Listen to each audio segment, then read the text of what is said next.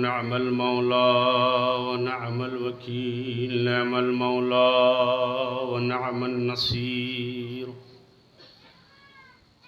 أعوذ بالله من الشيطان الرجيم. بسم الله الرحمن الرحيم. الحمد لله رب العالمين، والعاقبة للمتقين، والجنة للموحدين، والنار للكافرين. مولانا وسيدنا وحبيبنا وطبيب نفوسنا مولانا أبي القاسم محمد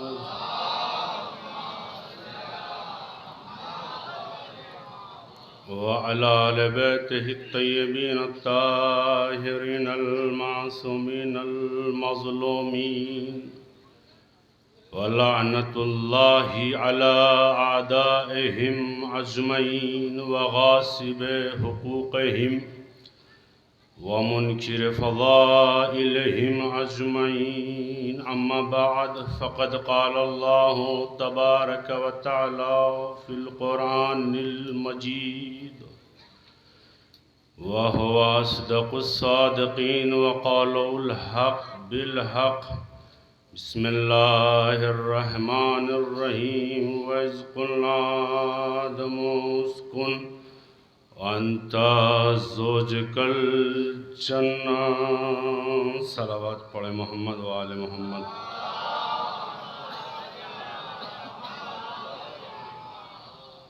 برادران ایمانی، عزاداران مظلوم سید الشہداء، مسلسل آپ مجالس کو اور متعدد ذاکرین، خطبہ اور علماء کو سماعت فرما رہے ہیں، اور واقعاً عزاداری عزائے فاطمیہ کو اس کے اختتام پذیر مرحلے میں بڑے ہی شوق کے ساتھ اور بڑے ہی ذوق کے ساتھ آپ اس کمال تک پہنچے ہیں کہ جس طریقے سے ہم نے اور آپ نے لوگوں تک عاشورہ کا پیغام دیا، اور ہم نے بتایا کہ عاشورہ کیا ہے، یا عاشورہ کو کیا ہوا تھا، کربلا کس بنیاد پر واقع ہوئی. ہماری آج کی ذمہ داری ہے کہ ہم لوگوں کو یہ بتائیں کہ عزائے فاطمیہ کا مقصد کیا ہے اور اس کا مفہوم کیا ہے، تاکہ ہمارا اصل مقصد اور تاریخ اسلام کا اصل ہدف اس عنوان کے ساتھ بیان ہو سکے کہ جس طریقے سے ہر مولا کے چاہنے والے اور ہر مولا کے ماننے والے کو معلوم ہے کہ عاشورہ نے بتایا کہ حسین کا قاتل کون ہے، لہٰذا کل آپ کو عزائے فاطمیہ بتائے گی کہ زہرا کا قاتل کون ہے. لہٰذا میں نے جس آیہ کریمہ کو آپ کے سامنے بعنوان موضوع قرار دیا ہے، پروردگار عالم حضرت آدم و حضرت حوا کا تذکرہ قرآن مجید میں فرما رہا ہے، اور کچھ آئیڈیل کے طور پر کچھ عورتوں کا تذکرہ فرمایا ہے. وقت بھی کافی ہو چکا ہے، لیکن کچھ باتیں اور کچھ معروضات آپ کی خدمت میں بیان تاکہ آنے کا، اور ہمارے اصغر صاحب کا بھی تہ دل سے شکریہ، اور عام مومنین کا بھی کہ بڑی محبت سے مولانا قبلہ مہر عباس صاحب کو اور دیگر ذاکرین کو آپ نے سماعت فرمایا. لہٰذا میں بھی ایک اس ثواب کی فہرست میں داخل یا نام لکھوانا چاہتا ہوں کہ جس میں آپ کا نام سر فہرست ہے، تاکہ ہر چاہنے والے کو اور ہر ماننے والے کو یقین ہو جائے کہ ہمارا یہاں پر آنا اور عزائے فاطمیہ کو سننا اور سنانا یہ بے فائدہ نہیں ہے. لہٰذا اللہ نے کچھ عورتوں کا تذکرہ فرمایا قرآن مجید میں کوئی کمپرمائز نہیں کر رہا ہوں، بس ان عورتوں کا کچھ مختصر سا تذکرہ تاکہ بات واضح ہو جائے، کیونکہ مجلس عزائے فاطمیہ ہے، اور ان عورتوں کا تذکرہ جو اللہ نے فرمایا ہے وہ بی بی سیدہ سے بعنوان فضیلت نہیں، بعنوان اعتبار اہمیت سادات و بی بی سیدہ بیان ہو سکے، کیونکہ اللہ کے نبی نے تنہا فرمایا ان الفاطمۃ سیدۃ النساء اہل الجنہ، کہ میری بیٹی فاطمہ تنہا سیدہ ہے، اس کے علاوہ کوئی بھی سیدہ نہیں، یعنی فاطمہ تنہا سیدہ ہے جو اہلیت رکھتی ہیں، یا جن کے اندر یہ کیپیسٹی ہے کہ تمام جنت کی عورتوں کی سردار ہیں۔ ایک صلوات بھیجیے گا محمد و آل محمد پر۔ لہذا سرکار اللہ نے قرآن مجید میں چند عورتوں کا تذکرہ فرمایا، اور ان عورتوں میں حضرت مریم کا بھی تذکرہ فرمایا، اور اس کے بعد میں حضرت سارہ کا، اور اس کے بعد حضرت حوا کا بھی تذکرہ فرمایا، اور سب کو اللہ نے ایک ایک کر کے بیان فرمایا۔ مثلا جناب آسیہ کے لیے فرمایا تھا مسئلہ امرأۃ فرعون، اس کی مثال دی کہ مومنین تمہارے لیے مثل ہے، آئیڈیل ہے۔ جناب حوا کے لیے اور حضرت آدم کے وَإِذْ قُلْنَا يَا آدَمُ اسْكُنْ أَنْتَ زَوْجَكَ الْجَنَّةَ، کہ تم دونوں ساکن ہو جاؤ۔ کہاں پر ساکن ہو جاؤ؟ جنت میں۔ علماء موجود ہیں، ساکن سکون سے بنا ہے۔ ایک صلوات بھیجیے محمد و آل محمد پر۔ آگے تشریف لائیے قبلہ، ایک صلوات بھیجیے معاوضہ والا محمد و آل محمد پر۔ لہٰذا آپ اس آیت پر ملاحظہ کریں علماء کی موجودگی میں، وَإِذْ قُلْنَا يَا آدَمُ اسْكُنْ وَأَنْتَ اسْكُنْ، یہ امر کا صیغہ ہے، یہ آرڈر ہے جو حضرت آدم علیہ السلام کو دیا جا رہا ہے کہ جاؤ تم ساکن ہو جاؤ۔ کہاں پر؟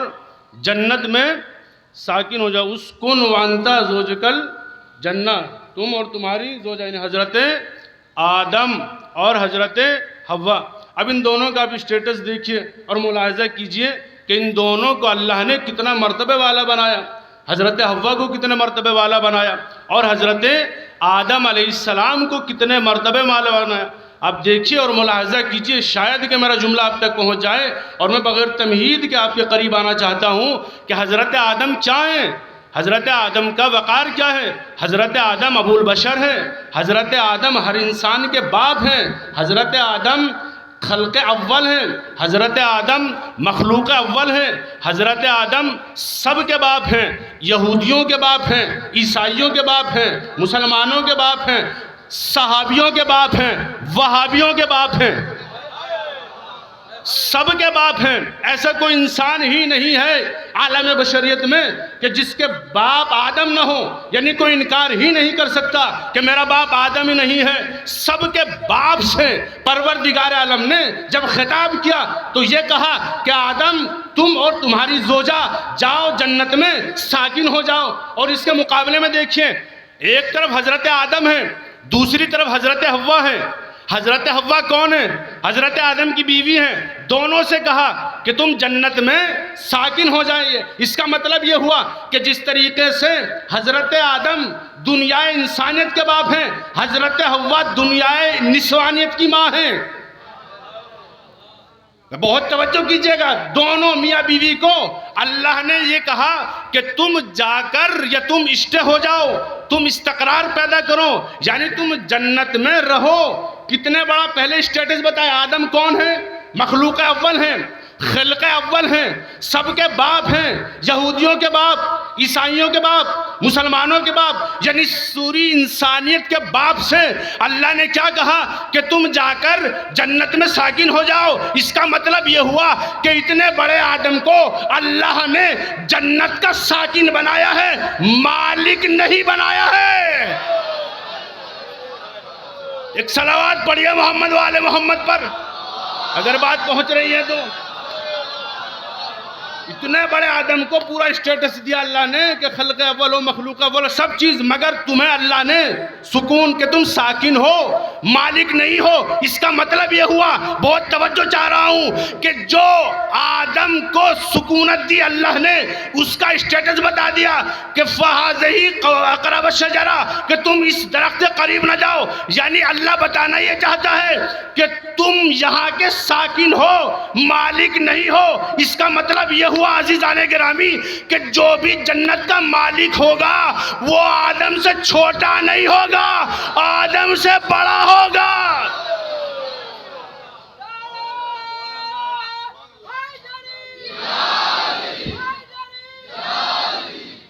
اب جائیے آپ قرآن کریم میں تلاش کیجئے کہ مالکان جنت کون ہیں. پیغمبر نے بڑھ کے تمام اصحاب کے مجمع میں بلند آواز سے کہا ان الفاطمہ سیدۃ النساء اہل الجنہ. میری بیٹی فاطمہ، وقت نہیں ہے، نہیں تو اس گفتگو اور زیادہ بہتر طریقے پیش کی جا سکتی تھی آپ کے سامنے. کیا فرمایا پیغمبر نے کہ میری بیٹی فاطمہ جنت کی جو اہل ہیں ان کی مالکہ ہیں. اور یاد رکھیے گا، بہت سے لوگ یہ کہتے ہیں کہ فلاں چلے جائیں گے جنت میں، وہ جنتی وہ جنتی وہ جنتی وہ جنتی وہ جنتی. یاد رکھیے گا جنت میں وہ شخص جائے گا جس سے سیدہ راضی ہوں گی. جنت میں وہ شخص جائے گا جس سے سیدہ، کیونکہ پیغمبر نے فرمایا ہے نا ان الفاطمہ سیدۃ النساء اہل الجنہ، کہ تنہا میری بیٹی ہے سیدہ، اور جو اہلیت رکھتی ہیں یعنی جو عورتیں اہلیت رکھتی ہیں ان تمام کی سردار ہیں. تو اس کا مطلب یہ ہوا پیغمبر کے قول کے مطابق تنہا سیدہ ہیں. تنہا کیا ہیں؟ سیدہ ہیں. اب سوال یہ پیدا ہوتا ہے کہ جس کو بھی جنت میں جانے کا شوق ہے، یا جو عورت جنت میں جانا چاہتی ہے، تو اس کو سیدہ کی غلامی کو، کنیزی کو قبول کرنا ہوگا. بھئی کنیز بن کے تو جنت میں جا سکتی ہے. پیغمبر نے اہلیت بھی بتائی، نشاندہی بھی کی کہ مالکان جنت کون ہے، فرزندان جنت کون ہے، جن کا اختیار ہے، جو مالک ہیں اس کی نشاندہی بھی فرمائی کہ میری بیٹی فاطمہ کیا ہے، جنت کی مالکہ ہے. اب اگر کوئی عورت جنت میں جانا چاہے تو وہ فاطمہ کی کنیز بن کے تو جنت میں جا سکتی ہے. فاطمہ کی اگر وہ کنیزی کو قبول کرے، بات پہنچ رہی ہے، اگر وہ فاطمہ کی کنیزی کو قبول کرے، لیکن اگر کوئی لڑ لے فاطمہ سے، اگر کوئی لڑ لے فاطمہ سے، کیا حضور وہ جنت میں جا سکتی؟ کیا نہیں جائے گی؟ کیا اس کی وجہ کیا ہے؟ کیونکہ فاطمہ جس سے راضی ہیں، اللہ بھی اس سے راضی ہیں اور رسول بھی اس سے راضی ہیں، تو وہ جنت میں چلی جائے گی. تو اس کا مطلب یہ ہے کہ قرآن میں پیغمبر کے لیے یہ ارشاد ہوا، مولا کائنات کے لیے بلکہ ہر انسان کے لیے اس ارشاد ہوا، بسم اللہ الرحمن الرحیم، الرجال قوامون علی النساء. شوہر اپنی بیوی کے اوپر برتری رکھتا ہے. یعنی اس کا مطلب یہ ہے کہ شوہر اپنی بیوی کے لیے سید ہے، اپنی بیوی کے لیے سردار ہے. تو اس کا مطلب یہ ہے کہ فاطمہ جو دنیا عورتوں کے لیے سیدہ ہے، علی اس کے لیے سید ہے.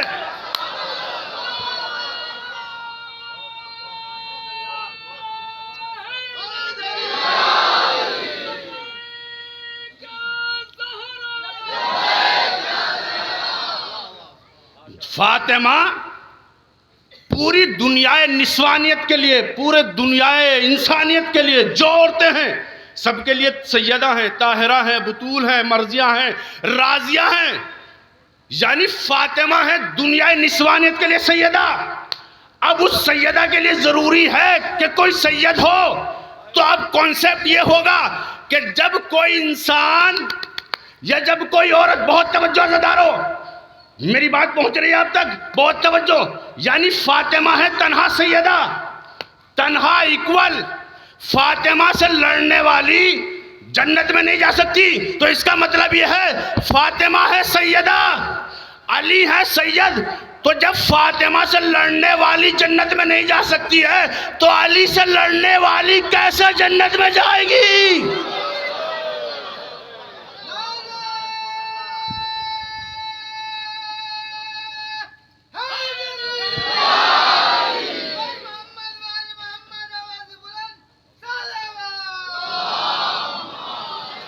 بہت توجہ، کہ جب فاطمہ سے لڑ کر اگر کوئی چاہے کہ ہم فاطمہ سے لڑنے کے بعد جنت میں، اچھا ایک اور سسٹم بنایا اللہ نے، علماء موجود ہیں، نماز، روزہ، حج، زکوٰۃ، یہ ساری چیزیں عبادت ہیں اور ہر انسان کو کرنا چاہیے اور اللہ کو بہت ہی مطلوب ہیں، مگر اللہ نے مرکز جنت ان عبادت کو نہیں بنایا۔ بہت توجہ، اللہ نے عبادت کو محور جنت نہیں بنایا۔ کوئی دھوکے میں نہ رہے کہ میں نماز پڑھوں گا تو جاؤں گا، روزہ رکھوں گا، یہ عبادت ہے۔ آپ پڑھیں نہ پڑھیں مگر پھر بھی پڑھنا ہوگا، کیونکہ اللہ نے کہا کہ تمہاری خلقت ہی عبادت ہے، تمہارا زندہ رہنا ہی عبادت ہے، تو پڑھنا ہوگا۔ اللہ میری اور آپ کی عبادت کا محتاج نہیں ہے۔ میں بہت باریکی سے گزر رہا ہوں اور بہت توجہ چاہ رہا ہوں، مجھے نہیں معلوم کہ آپ تک بات پہنچے گی نہیں، مگر میں علماء سے بہت داد اور تحسین کا طالب ہوں اور اصلاح کا بھی طالب ہوں۔ یہ عبادت ساری آپ کو بندگی سکھاتی ہیں، مگر کوئی یہ دھوکے میں نہ رہے کہ میں ان کے ذریعے جنت میں چلا جاؤں گا۔ نہیں تو اگر آپ نے سوچا کہ اپنی عبادت کے بیس پر جنت میں جاؤں گا تو شیطان آپ سے پہلے وہاں بیٹھا ہوا ہے۔ شیطان آپ سے پہلے 6000 نہ جانے کتنے سال عبادت کی سرکار، علماء موجود ہیں، اور وہ بھی نون ایئرس نہیں، لائٹ ایئرس، نورانی سال، اس کے بعد وہاں بیٹھا ہوا ہے۔ عبادت ہر انسان کو بندگی سکھاتا ہے، مگر یہ جو جنت ملے گی اس کا سٹیٹس کیا ہے؟ الذی نورث بعبادتنا جزاؤن بما صبروا جنت وحریرا۔ وقت نہیں ہے پوری آیت پڑھنے کا، لہٰذا میں بس صرف وہ نقطہ پیش کر رہا ہوں کہ تاکہ آپ کے موضوع کو پہنچا سکوں۔ اللہ نے اس جنت کو جزا میں دی، اے فاطمہ زہرا اور آپ کے گھر والوں، اللہ نے آپ کو اس جنت کو پرائز بنا کے دی، آپ کو جزا میں دی۔ تنہا واحد گھر ہے فاطمہ زہرا کا کہ جس کو اللہ نے جزا میں دی اور ہم اور آپ کو میراث میں دی۔ ہم اور آپ کو الذی نورثو، ہم اور آپ کو میراث میں دی۔ اب بہت سے لوگ جنت لینے کے لیے جب پہنچیں گے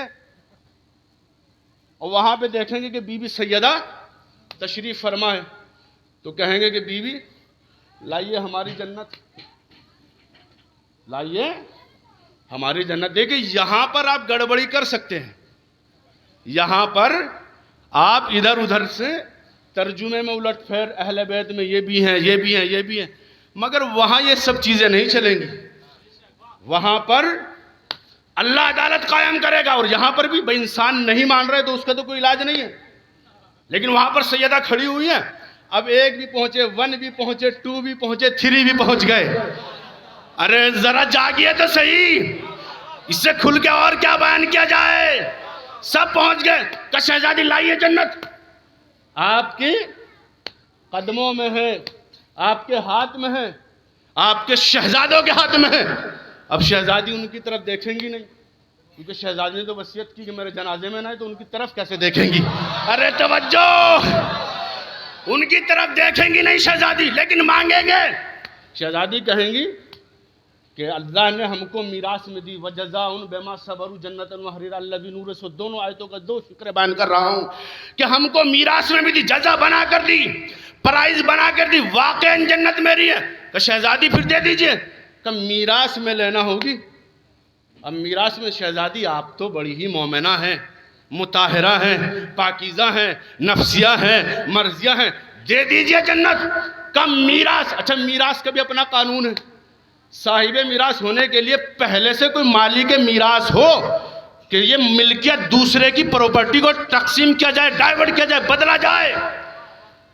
بھئی توجہ کہ اس میراث کو دیا جائے دوسرے کو۔ اب یہ دوسرے پر میراث آ گئی ہے، اب شہزادی وہاں پر تشریف فرما ہے، 1 2 3 4 5 سارے کے سارے لائن لگا کے کھڑے ہوں، شہزادی دیجئے جنت دیجئے۔ اب شہزادی کہیں گی کہ تم کو اور سب لوگوں کو میراث میں ملے گی، تو یہ دونوں تینوں چاروں بھکاری کی طرح کھڑے ہوں گے، شہزادی ہم کو بھی دے دیجئے، کام تو میراث میں ملے گی، کہا دے دیجئے۔ شہزادی بہت توجہ جوانوں، میں بہت ہی نکتہ خیز اور تمام تر قوتوں کا، اور شاید یہی جملہ مجلس کی معیار بن جائے کہ شہزادی دے دیجئے جنت، کہ میراث سے ملے گی، کہ سرکار شہزادی دے دیئے میراث میں دے دی. شاید شہزادی کہیں کل میری میراث دی تھی کہ جو آج میراث سے مانگنے آئے ہو. کل میری میراث دی تھی. اللہ بھی نور سو بے عبادت ہے نا. بالکل فقرہ پڑھ رہا ہوں، وقت نہیں ہے جانے گرامی.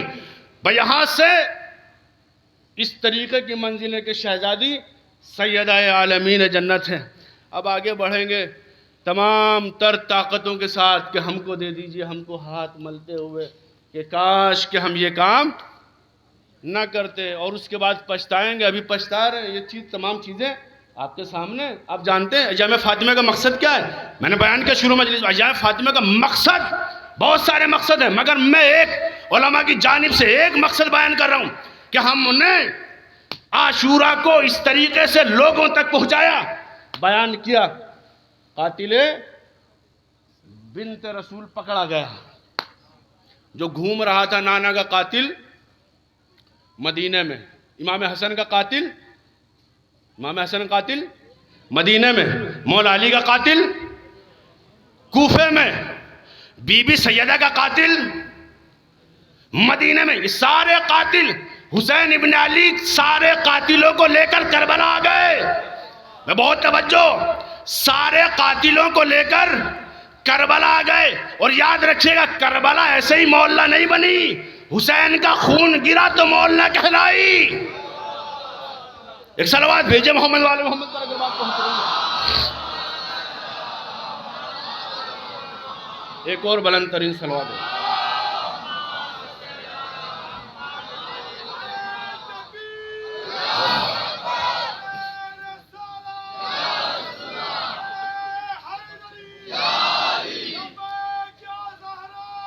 ماشاءاللہ ماشاءاللہ.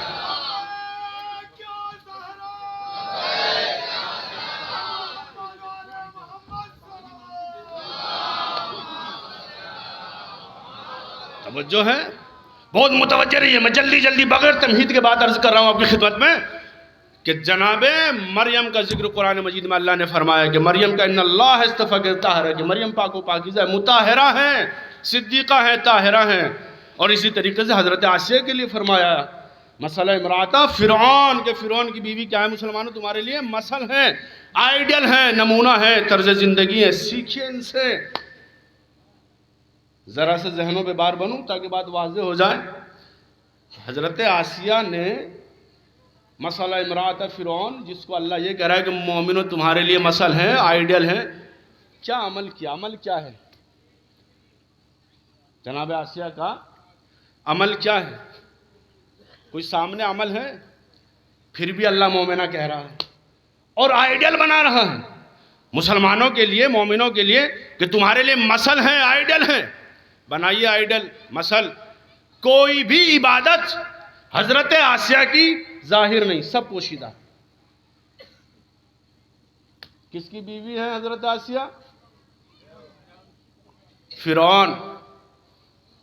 فرعون کون ہے؟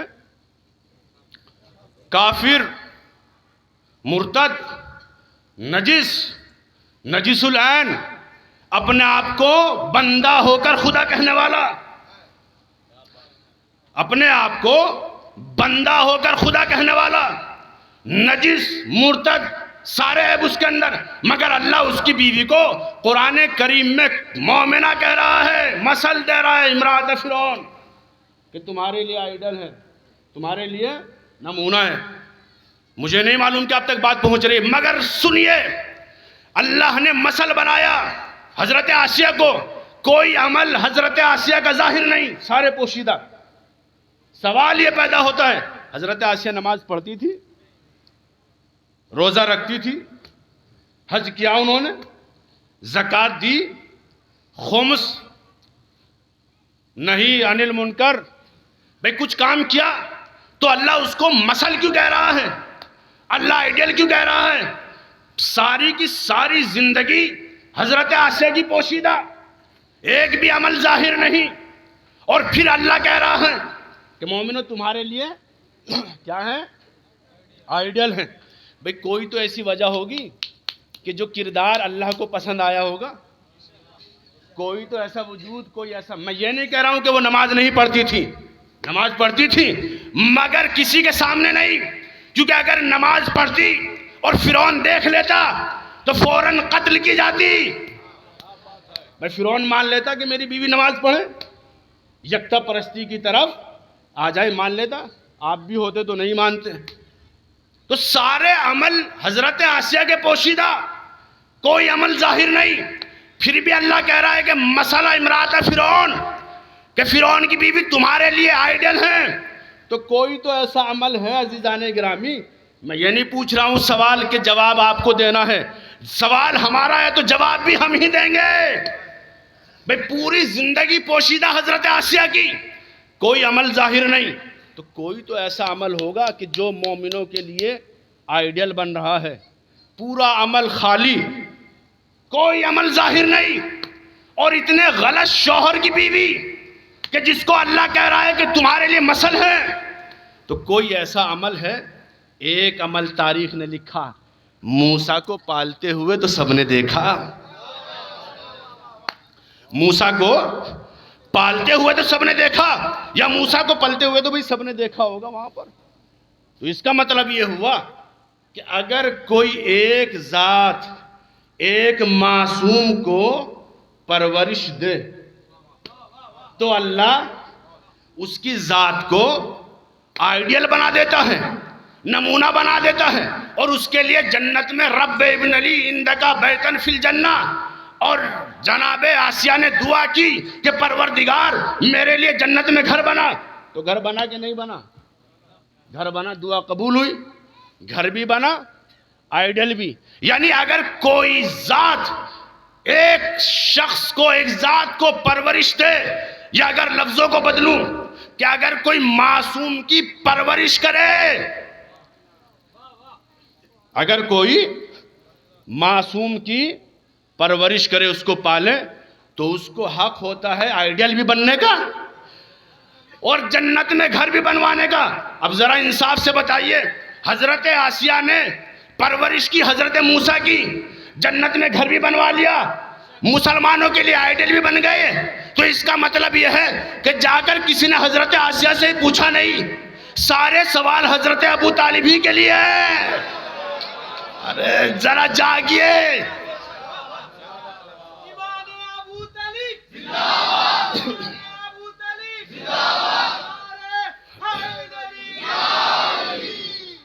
بلند ترین صلوات پڑھے محمد والوں۔ کسی نے کوئی بھی باہر نہیں نکلا، کوئی مسلمان ماشاءاللہ خیر و خیرات کرنے والا، ماشاءاللہ داڑھی مونچھ رکھنے والا، کوئی بھی باہر نہیں نکلا۔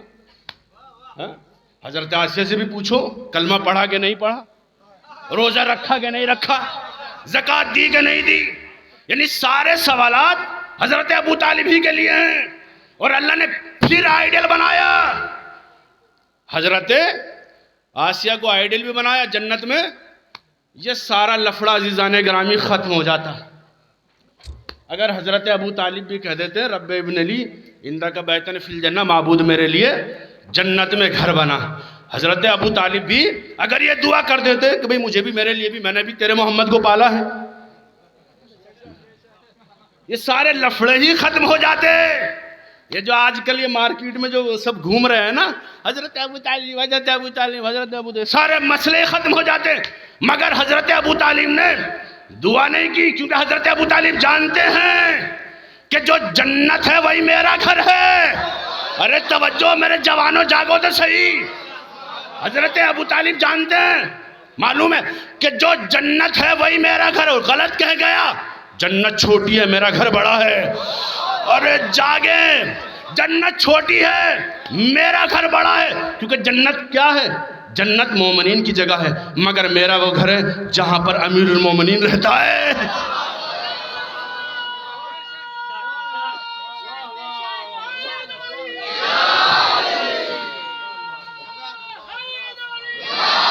ماشاءاللہ۔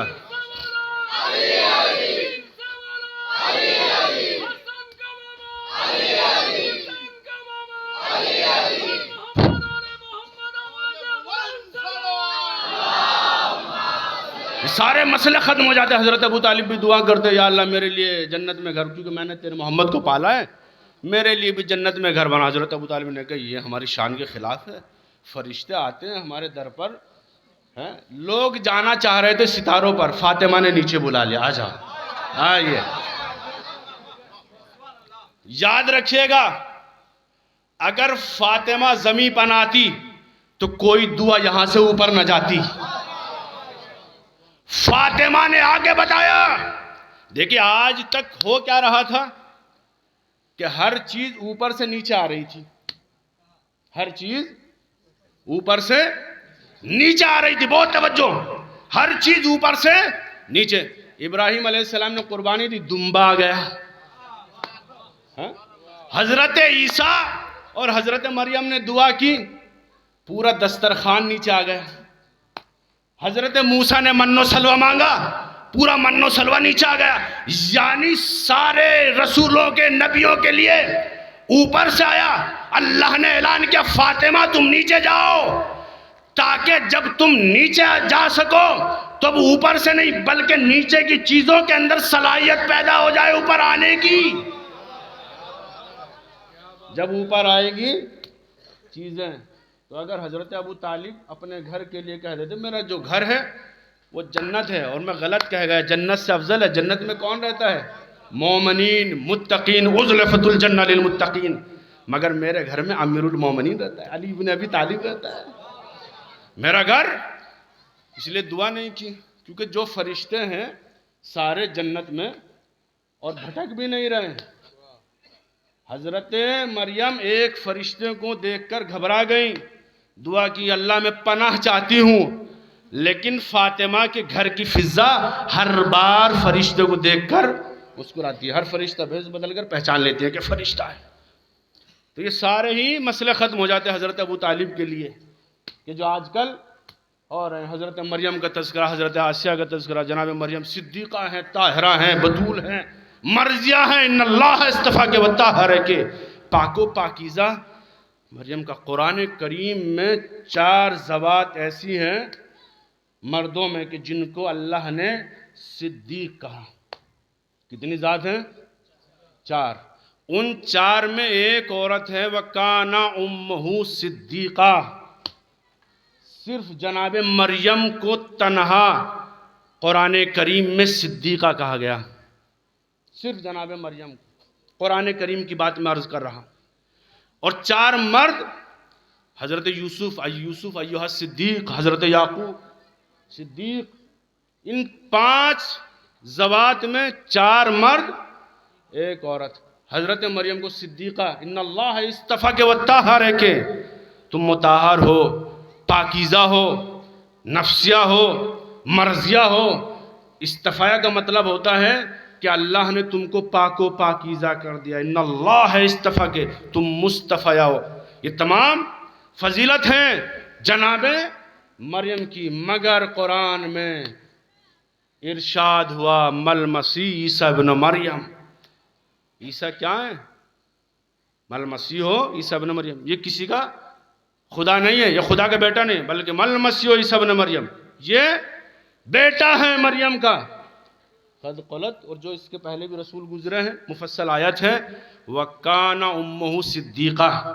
اور ان دونوں کی کوالٹی یہ ہے کہ یہ دونوں ماں اور بیٹے کیا ہیں؟ صدیق اور صدیقہ ہیں. وَكَانَ يَأْكُلَانِ الطَّعَامَ. اور یہ دونوں کیا کرتے ہیں حضور؟ کھانا کھاتے ہیں. تو اس کا مطلب یہ ہوا کہ اگر کھانا کھانا, وَكَانَ يَأْكُلَانِ الطَّعَامَ, یہ دونوں ماں اور بیٹے کیا کھاتے ہیں؟ کھانا کھاتے ہیں. پہلے آپ صدیق اور صدیقہ کو سمجھیے, کیونکہ آپ جو مجمع ہے وہ اردو زبان نہیں ہے. یہاں پر مجھے ایک لمحے کے لیے وقت دیجیے.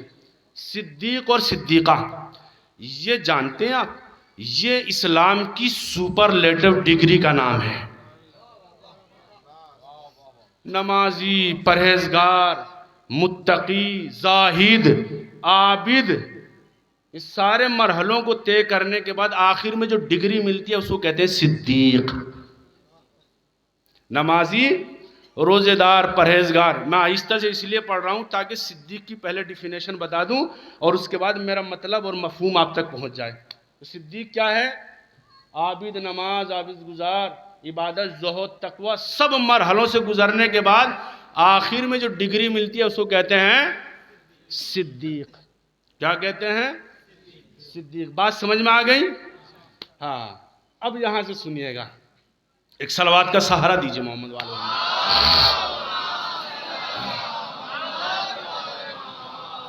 صدیق آخری ڈگری کا نام ہے صدیق. بالکل آخری سپرلیٹو ڈگری صدیق، اس کے بعد کچھ نہیں. صدیق. اب قرآن نے ایک عورت 4 مرد کہا یہ صدیق ہیں. تو یہ جو صدیق و صدیقہ تھے، جناب مریم اور جناب عیسیٰ، ان کا کام وَكَانَ أُمُّهُ صدیقہ، یہ دونوں ماں اور بیٹے صدیق اور صدیقہ. وَكَانَ يَأْكُلَانِ الطَّعَامَ، یہ دونوں ماں اور بیٹے کیا تھے؟ کیا کھاتے تھے؟ کھانا کھاتے تھے. کھانا کھاتے تھے. بات یہاں تک واضح پہنچ گئی ہے؟ اب سنیے آگے. اگر یہی بات ہے کہ کھانا کھانا ہی صدیقیت کی علامت ہے، اگر کھانا کھانا ہی وَكَانَ يَأْكُلُ، بالکل میں لفظ بلفظ کوٹ کر رہا ہوں قرآن کا ترجمہ، وَكَانَ يَأْكُلَانِ الطَّعَامَ، یہ دونوں کھانا، یہ ماں اور بیٹا دونوں کھانا کھاتے تھے. تو اس کا مطلب یہ ہے کہ جو کھانا کھائے گا وہ صدیق ہوگا. تو وہ شکر کیجئے اور خوشیاں منائیے. آپ بھی ابھی مجلس کے بعد کھانا کھائیں گے، آپ بھی صدیق ہو جائیں گے. آپ بھی صدیق ہو جائیں گے. بھئی اگر یہی مطلب ہے کہ قرآن کا جو ترجمہ ہے وَكَانَ يَأْكُلَانِ الطَّعَامَ، کہ یہ ماں اور بیٹے کھانا کھاتے تھے، تو اس کا مطلب یہ ہے کہ اگر کوئی تھوڑا سا کھانا کھا لے، بہت توجہ، اگر کوئی، منتظر صاحب میری طرف توجہ رہیں، اگر کوئی تھوڑا سا کھانا کھا لے، صدیق. وَكَانَ يَأْكُلَانِ الطَّعَامَ، قرآن کیا کہہ رہا ہے جناب مریم کو، حضرت عیسیٰ کو، کہ دونوں ماں اور بیٹے کھانا کھاتے تھے اس لیے یہ صدیق ہیں. ماں کھانا کھاتی تھی صدیقہ، بیٹا کھانا کھاتا تھا صدیق. تو اس کا مطلب یہ ہے کہ جو جتنا کھانا کھائے گا وہ اتنا بڑا صدیق ہوگا. اتنا بڑا. مان لیجئے کوئی انسان ایک سیب کھا لے تو اتنا بڑا صدیق. اگر کوئی ایک ٹوکری کھا لے وہ اتنا بڑا صدیق. اگر کوئی ایک کنٹل کھا لے تو اتنا بڑا صدیق. اور اگر کوئی باغ کھا جائے، صدیق اکبر. اگر کوئی باغ ہی پورا کھا جائے، بھئی اگر کوئی سیب کھا لے تو صدیق، چھوٹا صدیق. 1 کلو کھائے تو اتنا بڑا. اور اگر کوئی باغ ہی کھا لے، صدیق اکبر. اگر یہ ترجمہ کیا تو ہر ملا پھنس جائے گا. اللہ نے صرف طعام نہیں کہا بلکہ الطعام کہا، الف لام تحسین لگایا کہ مریم اور عیسیٰ واحد دونوں ماں اور بیٹے ایک خاص کھانا کھاتے تھے. اب وہ خاص کھانا کیا تھا؟ جنت کا کھانا. کہ یہ دونوں ماں اور بیٹے انہوں نے دنیا کا کھانا کھایا ہی نہیں. جب بھی آیا جنت سے آیا. تو اس کا مطلب یہ ہے کہ صدیق اور صدیقہ بننے کے لیے کم سے کم کوالٹی یہ ہے کہ اس کے لیے جنت سے کھانا آئے.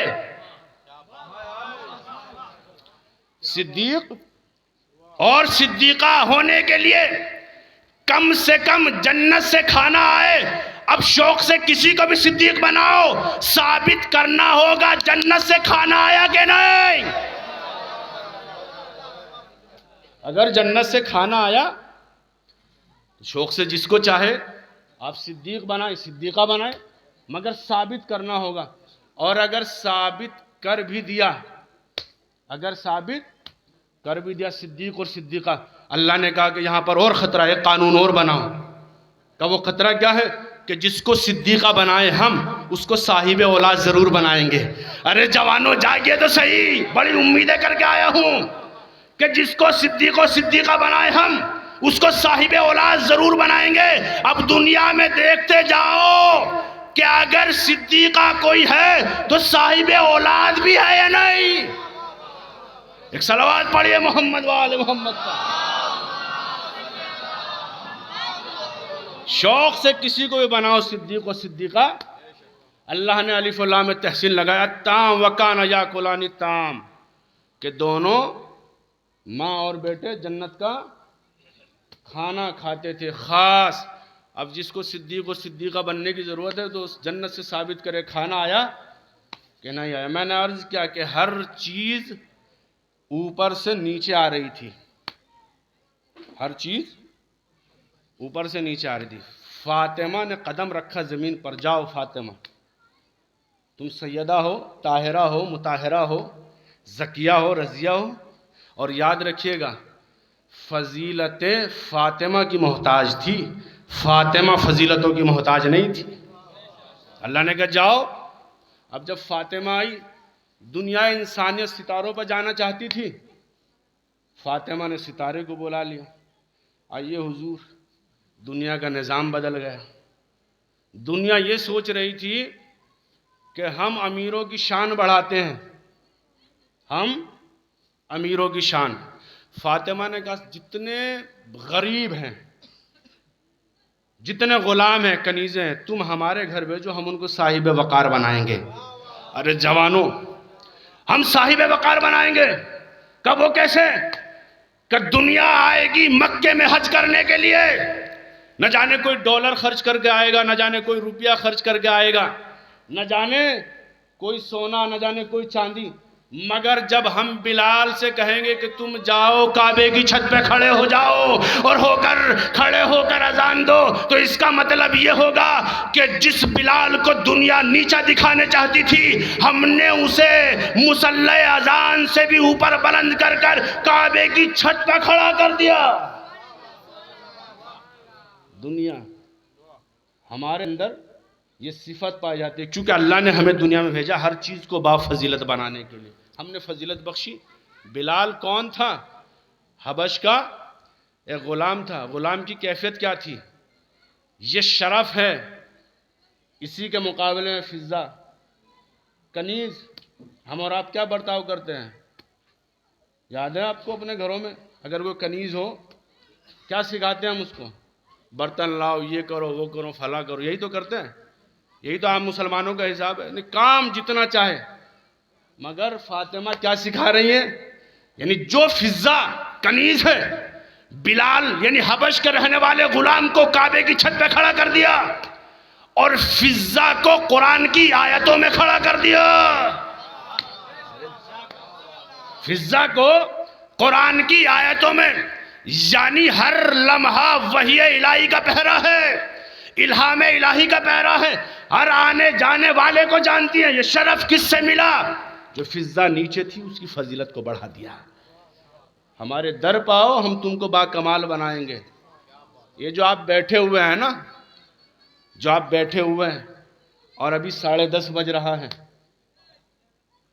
آپ کو کسی نے کرایہ دے کر بلایا ہے؟ کسی نے بلایا ہے؟ مگر ہم نے ایسی جگہیں دیکھی ہیں جہاں جلسوں میں کرائے پر بلائے جاتے ہیں، جہاں پیسے دیے جاتے ہیں، آئیے جناب تذکرہ سننے کے لیے۔ مگر یہ عشق ہے جو انسان کو کھینچ کر لاتا ہے۔ اور اس فرش پر حسین نے آپ کو بٹھا کر ہر مخلوق انسانیت سے بلند کر دیا، ہر مخلوق انسانیت سے آپ کو بلند کر دیا۔ کیوں بلند کیا؟ تاکہ یہ احساس نہ ہو کسی کو کہ میں غریب ہوں۔ اس مجمع میں کوئی کہہ سکتا ہے کہ فلاں امیر ہے، فلاں غریب ہے؟ کہہ سکتا ہے کوئی؟ جب تک وہ فرش پہ ہے وہ نہ امیر ہے، ساری دولت چھوڑ کر آیا باہر۔ وہ جتنا بڑا بھی صدیق ہے، وہ جتنا بڑا بھی باغ والا ہے، وہ جتنا بڑا بھی امیر ہے، کیونکہ حسین کا درس ہی یہ ہے کہ جب میری بارگاہ میں آؤ تو یہاں پر تکبر نہیں چلے گا، یہاں پر گھمنڈ نہیں چلے گا، یہاں پہ تمہاری امیریت نہیں چلے گی، یہاں پہ تمہارا حسن اخلاق چلے گا۔ آئیے مرتبہ دیجئے تو صدیق اور صدیقہ کی ڈیفینیشن کہ کم سے کم آپ جنت سے کھانا منگوائیں، تب آپ کو حق ہوگا۔ اور اگر آپ نے یہ ثابت کر دیا صدیق اور صدیقہ کے جنت سے کھانا آ گیا، اللہ نے دوسرا قانون بنایا کہ صاحب اولاد ہیں یا نہیں ہے۔ اب تک ہر چیز اوپر سے نیچے آ رہی تھی، فاطمہ آئی کل ایمان کے لیے با ایمان مستورات اور سنوات بن کر، اعلان ہوا فاطمہ زہرا صدیقہ کبریٰ، مولا کائنات صدیق اکبر۔ بس اس لفظ کی کیفیت سن لیجئے گا، مجلس کو یہیں پر تمام کر رہا ہوں۔ مریم اونلی صدیقہ نارمل، عیسیٰ صدیق نارمل، علی صدیق اکبر، فاطمہ صدیقہ کبریٰ، یعنی صدیقہ تنہا مریم، فاطمہ صدیقہ کبریٰ یعنی مریم سے بڑی صدیقہ، مریم سے بڑی صدیقہ، عیسیٰ صدیق، علی صدیق اکبر یعنی عیسیٰ سے بڑے صدیق۔ تو اس کا مطلب کیا ہے؟ صدیق و صدیقہ، صدیقہ کبریٰ، صدیق اکبر۔ مریم کون ہے؟ جو دعا مانگ رہی ہے، رب ابن لی، میرے لیے جنت سے کھانا آ رہا ہے، 1 بار 2 بار 3 بار 4 بار 5 بار 6 بار 7 بار کھانا آ رہا ہے، یعنی جنت کا کھانا صدیق و صدیقہ کے لیے، یعنی حضرت مریم کے لیے جنت سے کھانا، حضرت عیسیٰ کے لیے جنت سے کھانا آ رہا ہے، حضرت موسیٰ کے لیے من و سلوہ، عیسیٰ کے لیے دسترخوان۔ یہ تنہا صدیق و صدیقہ، نارمل، اونلی، محض، فقط صدیقہ ہے مریم، صدیق ہے عیسیٰ، علی ہے صدیق اکبر، فاطمہ ہے صدیق کبریٰ۔ اس کی وجہ جاننا چاہتے ہو؟ وجہ یہ ہے کہ مریم و عیسیٰ وہ ہیں کہ جن کے لیے جنت سے کھانا آتا ہے، مگر علی و فاطمہ وہ ہیں کہ جن کے گھر سے جنت کو کھانا جاتا ہے۔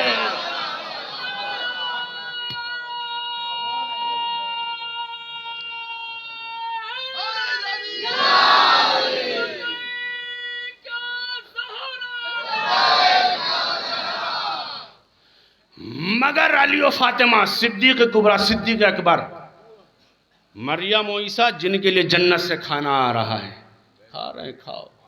فاطمہ، علی جن کے گھر سے جنت کو فرشتے روٹیاں لے کر جا رہے ہیں، کھا رہے ہیں روٹیاں، اور ایک دفعہ نہیں کئی دفعہ روٹیاں جا رہی ہیں فاطمہ۔ اب تک ہر چیز آ رہی تھی، لیکن فاطمہ نے نظام بدلا۔ اب یہاں سے ہر چیز جائے گی، دعا جائے گی، منقبت جائے گی، سلطنت جائے گی، ہر چیز جائے گی۔ فرشتے بھیس بدل بدل کر آ رہے ہیں۔ یہ فاطمہ نہیں ہے، یہ روٹیاں نہیں جا رہی ہیں، یہ رضائے الہی کے لیے مرضی فاطمہ جا رہی ہے۔ یہ فاطمہ کے ہاتھ کی پکی ہوئی روٹیاں ہیں۔ صدیق اکبر، صدیقہ طاہرہ بطول۔ مگر عزادارو، یہ ساری فضیلتیں محتاج ہیں فاطمہ کی۔ فاطمہ کسی فضیلت کی محتاج نہیں ہے۔ اور یاد رکھیے گا، یہ ساری فضیلتیں رسول کی وجہ سے نہیں ہیں، خود فاطمہ کی خود بہت زیادہ کمالات ہیں، کہ لوگ کہتے ہیں کیونکہ وہ بنت رسول ہیں اس لیے فضیلتیں ہیں۔ فاطمہ تنہا واحد ہیں جو معصومہ ہے 14 معصوم میں، تنہا طاہرہ ہیں۔ اور یاد رکھیے گا، علماء موجود ہیں، حدیث قصہ میں جب جبرائیل نے پوچھا نا، یا رب ومن تحت القصہ، کہ اس چادر کے نیچے کون ہے، تو وہاں پر یہ نہیں کہا اللہ نے کہ اس چادر کے نیچے محمد ہیں، فاطمہ ہیں، حسن ہیں، حسین ہیں، کیا کہا ہم فاطمہ و ابوہا و بالوہا و بنوہا، کہ اس میں فاطمہ ہیں، ان کے بابا ہیں، ان کے شوہر ہیں۔ اس کا مطلب یہ ہوا کہ حدیث قصہ میں اللہ نے رسول کے رشتہ داروں کا ذکر نہیں کیا ہے، فاطمہ کے رشتہ داروں کا ذکر کیا ہے۔ سلسلہ سعادت بھی فاطمہ سے ہے، سیادت فاطمہ زہرا کی نسل میں رکھا۔ مگر عزادارو، وقت بہت زیادہ، میں 2 روایت پڑھنا چاہتا ہوں ربط مصائب کے لیے، کہ اس شہزادی پر اتنا ظلم ڈھایا گیا بعد رسالت کہ خود شہزادی سبت علیہ مصائب العنہ کہ بابا اگر یہ جو مصائب مجھ پہ ڈھائے گئے اگر دنوں پہ پڑ جاتے تو رات کی شکل اختیار کر لیتے. کیا ہوا؟ پیغمبر کے جانے کے بعد امت نے یہ سلوک کیا فاطمہ کے ساتھ کہ حق نہیں دیا گیا، فاطمہ کو رلایا گیا. مولا کائنات مزمحل ہوئے، گھر میں تشریف لائے، دیکھا فاطمہ گریہ فرما رہی ہے، فاطمہ رو رہی ہے. مولا کائنات نے فاطمہ سے کہا کہ فاطمہ، علی ہر چیز برداشت کر سکتا ہے مگر فاطمہ کی آنکھ میں آنسو برداشت نہیں کر سکتا ہے. فاطمہ سے بڑا پیار، بڑا محبت. یہ علی ہر چیز برداشت کر سکتا ہے مگر فاطمہ کی آنکھوں میں آنسو برداشت نہیں کر سکتا ہے. فاطمہ نے بیان کیا، یہ نہیں گریہ کیا، یہ نہیں گلہ کیا فاطمہ نے کہ علی میرا عزوقہ لوٹ لیا گیا، علی مجھے ستایا گیا، علی میرے بچوں کا حق مار لیا گیا. فاطمہ نے ایک لفظ کہا کہ علی جب سے بابا گئے ہیں اب ہمارے گھر میں یہ جو محلے کی عورتیں ہمارا حال چال بھی پوچھنے کے لیے نہیں آتے. اجرکم من اللہ، یہ مسلمان ہے، یہ مدینہ ہے، یہاں پر کوئی بھی کافر نہیں رہتا ہے، یہ مدینہ منورہ ہے، سب لوگ اسلام لا چکے ہیں، پورا مسلمانوں سے بھرا ہوا ہے. اور اس مسلمان سے بھرا جو نبی کا کلمہ پڑھتے، جس کو نبی نے کلمہ پڑھنا سکھایا، اس کی بیٹی یہ فرما رہی ہیں کہ علی یہ مدینے کی عورتوں نے ہمارا بائیکاٹ کر دیا ہے، مدینے کی عورتیں اب ہمارا حال چال پوچھنے جانتے. علی نے کہا کہ فاطمہ بس کیجئے، تم ابھی گھر میں رہتی ہو، میں جب باہر کسی کو سلام کرتا ہوں تو لوگ میرے سلام کا جواب نہیں دیتے. اجرکم من اللہ، مولا کوئی غم نہ دے سوائے غم مظلوم کربلا کے. عزادارو، یہ مظلومیت اہل بیت ہے، یہ مظلومیت سید الشہداء ہے.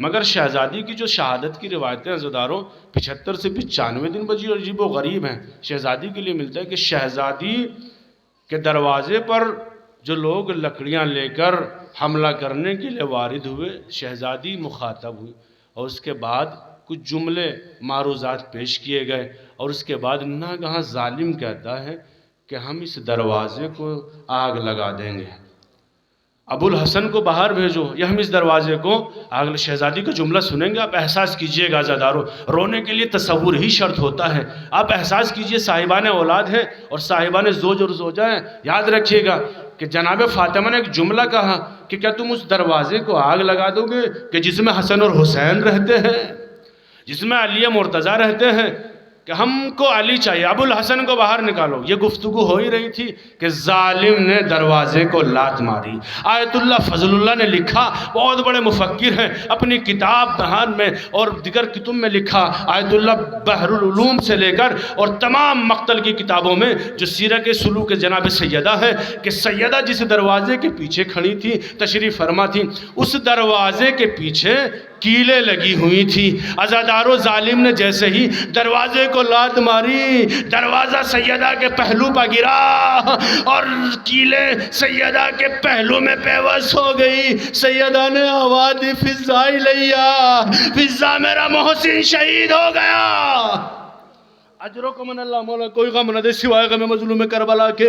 یہ جناب سیدہ کی آواز ہے اور یہ وہ آواز ہے جس کو کبھی سورج نے نہ سنا ہو، جس کی روشنی کبھی چاند نے نہ دیکھی ہو. عزادارو، مگر سیدہ نے جناب فضا کو آواز دی. جناب فضا آگے بڑھی، شہزادی کو سنبھالا، ایک وصیت کی کہ جیسے ہی فضا میرے بچے گھر میں آئے نا تو سب سے پہلے ان کو پانی پلانا، اس کے بعد کھانا کھلانا. بچے کھیل کر اور اپنی مصروفیت سے فارغ ہو کر جیسے وارد خانہ ہوئے، جناب فضا آگے بڑھی، بچوں ذرا میرے قریب آؤ، مجھ سے محبت کرو، میرے قریب آؤ. بچے قریب آئے، کیا کہنا چاہتی ہو؟ بچوں کو جناب فضا نے کہا کہ آؤ پہلے کھانا کھا لو.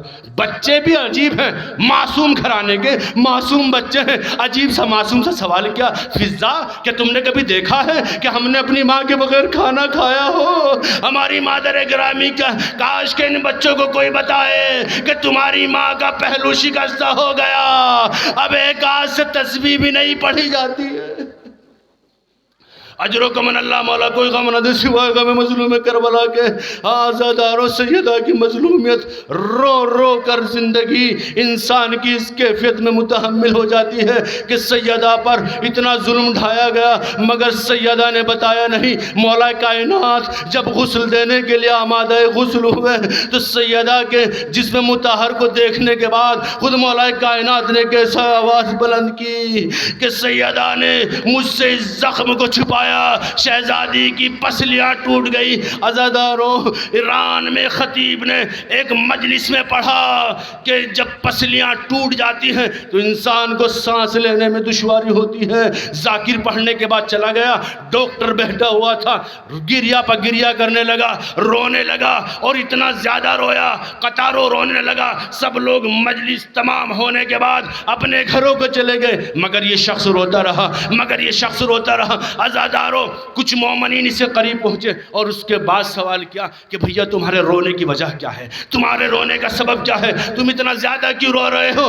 ڈاکٹر نے جواب دیا کہ خطیب اعظم نے پڑھا کہ سیدہ کی پسلیاں ٹوٹ گئی تھی۔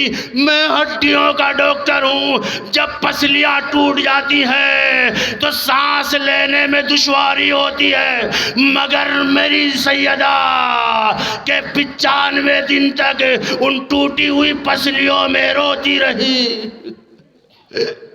اجرکم من اللہ، مولا کوئی غم نہ دے سوائے غم مظلوم کربلا کے۔ ہاں عزادارو، یہ پرسے کے ایام ہیں، عزاداری کرنے کے ایام ہیں، اور یہ آخری اختتامی مجلسیں ہیں۔ جتنا ہو سکتا ہے گریا کیجئے۔ عزادارو، جناب امیر المومنین نے اس جنازے سیدہ کو آمادہ غسل و کفن کرنے کے بعد جناب زینب کو بلایا، بیٹا آخری دیدار۔ جناب ام کلثوم کو بلایا، امام حسن کو بلایا، جناب فضہ کے قریب پہنچے۔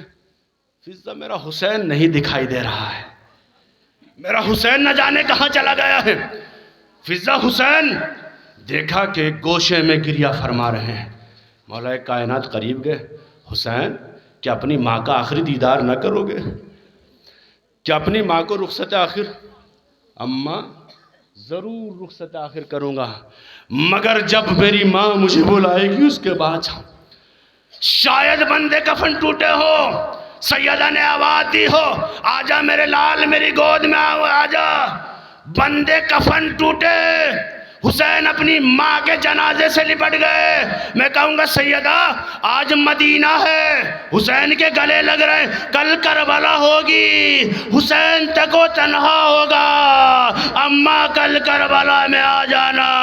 شاید سیدہ یہ جواب دے، میرے حسین یہ تو کربلا ہے، کل روز قیامت ہوگی، میں حسن اور حسین کا رنگین کرتا لے کر ایک ہاتھ میں اصغر کو، ایک ہاتھ میں بالی سکینہ کو لے کر پروردگار سے پوچھوں گی، پروردگار ان میرے بچوں کا کیا قصور تھا؟ ظالموں نے کربلا کے میدان میں گور و کفن شہید کر دیا گیا، میرے حسین کو پیاسا مار دیا گیا۔ سیعلم الذین ظلموا ای منقلب ینقلبون رضا بقضائہ تسلیما لامرہ اما یجیب المضطر اذا دعا ویکشف السوء۔ بار الہی نوازوں پر اپنی رحمت برکت نازل فرما، معبود مسلمانوں کی حفاظت فرما، والیان ولایت کے چاہنے والے جہاں پر بھی ان کی جان مال عزت و آبرو کی حفاظت فرما، بحق زہراء و ابیہا جو عزائے فاطمیہ میں تمام تر طریقوں سے